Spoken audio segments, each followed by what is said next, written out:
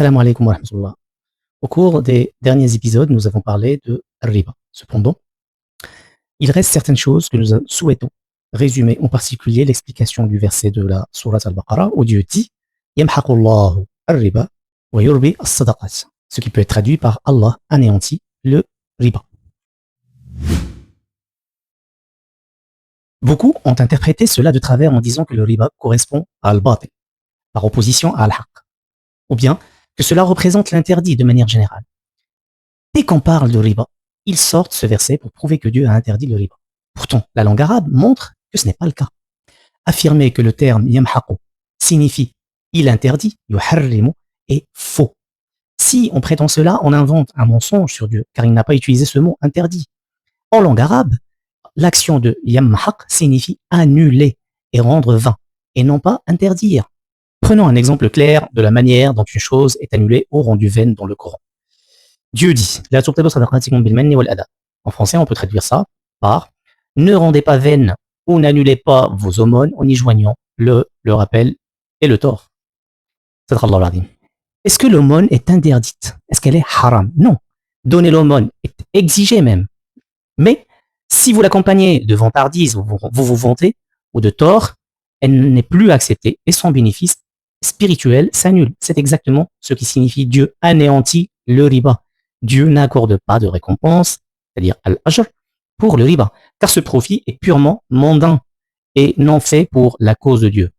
Je veux dire par mondain, quelque chose qui va servir pour ce bas monde. Tout profit matériel mondain n'apporte aucune récompense dans l'au-delà. Un autre verset illustre l'usage du mot yamhaq pour faire le tri et distinguer les croyants des non-croyants. Dieu dit ce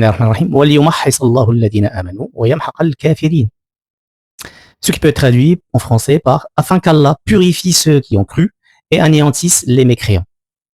Alors, qu'est-ce que cela veut dire? Cela veut dire que Dieu va nous mettre dans des épreuves et nous devons les surmonter et nous aurons des récompenses si on réussit ces épreuves-là. A contrario, les gens qui ne sont pas croyants, même s'ils réussissent ces épreuves, même s'ils font des bonnes actions, Dieu va annuler leurs actions. Il va anéantir les mécréants dans le sens où il va pas les récompenser dans l'au-delà. Parce que la base de la récompense, c'est que on croit déjà à Dieu. Le profit en lui-même, qui signifie, nous on l'a vu pendant les épisodes précédents, la simple augmentation. Le riba, c'est l'augmentation. Donc le riba n'est pas haram. Ce qui peut le rendre illicite ou licite, c'est la méthode par laquelle nous l'obtenons.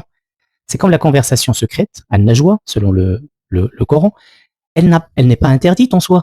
Mais si le but est le péché, cela devient interdit. Écoutez ce que dit Allah en parlant de al-najwa. Ya ayyuhalladhina amanu idha tanajaytum fala tatanajaw bil ithmi wal udwan wa ma'siyati ar-rasul wa tanajaw bil birri wat taqwa. On peut traduire cela en français.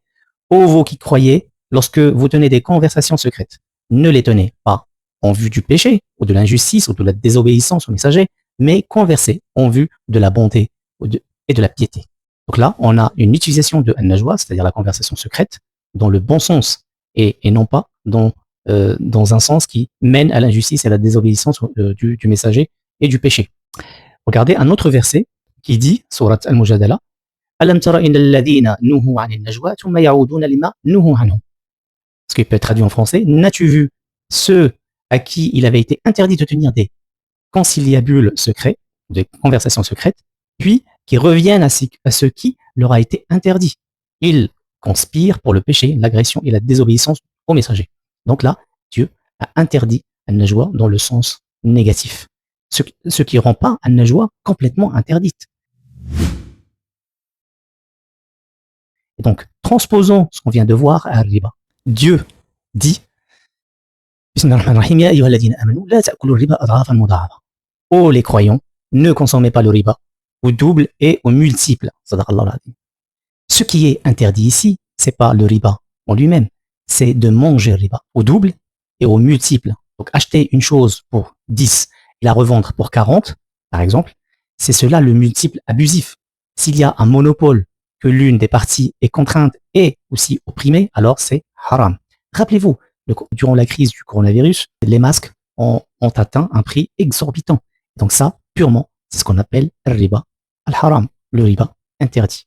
Dieu interdit l'extorsion et le monopole où l'une des parties est lésée en disant, en arabe, la tadlimuna wa la tudlamun. En français, vous ne léserez personne et vous ne serez point lésés. Regardez un autre verset.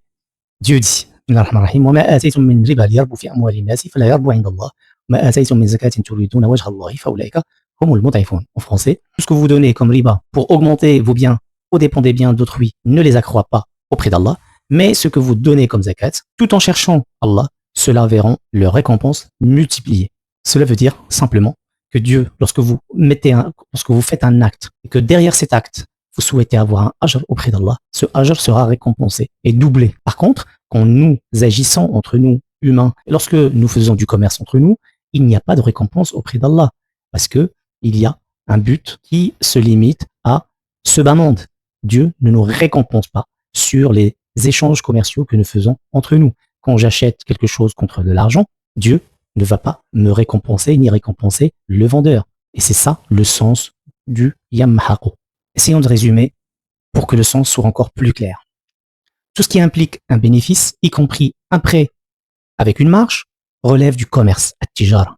Le critère fondamental est que cela se fasse par consentement mutuel, sans extorsion. Bismillahirrahmanirrahim. Ya ayyuhalladhina amanu la ta'kulu amwalakum bil batili illa an takuna tijaratan an taradin minkum wa la taqtulu anfusakum inna Allaha kana bikum rahima. Pour les croyants, ne mangez pas mutuellement et illicitement vos biens, sauf s'il s'agit d'un commerce par consentement mutuel entre vous, et ne vous tuez pas par vous-même. Allah en vérité est miséricordieux envers vous. Les gens se compliquent la vie. Une personne peut avoir cruellement besoin d'un emprunt bancaire, mais elle se l'interdit pour appliquer une vieille doctrine juridique sans revenir à Coran. Pourtant, Dieu est le très miséricordieux. Il ne peut pas nous interdire une chose qui comporte un avantage pour nous, à moins que notre avantage ne nuise aux autres. Quiconque souhaite contracter un prêt bancaire devrait revenir au livre de Dieu, al Coran. Toute transaction d'achat ou de vente avec un bénéfice convenu et un consentement mutuel authentique, sans oppression de part et d'autre, est légal, complètement légal. En fin de compte, chaque individu est libre de choisir pour lui-même le type de transaction dont il devra répondre devant Dieu. Certains seront convaincus par cette approche, d'autres non. Chacun est libre de prendre ce qui le rassure en s'appuyant sur des preuves.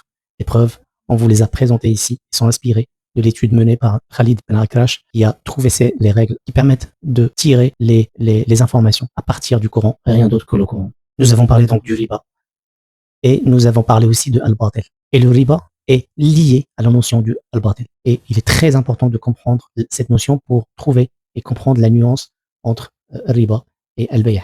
Si vous n'avez pas regardé la vidéo qui explique la différence entre al-batil et al-haq, je vous invite à regarder cette vidéo en cliquant sur la vidéo qui s'affiche à l'écran.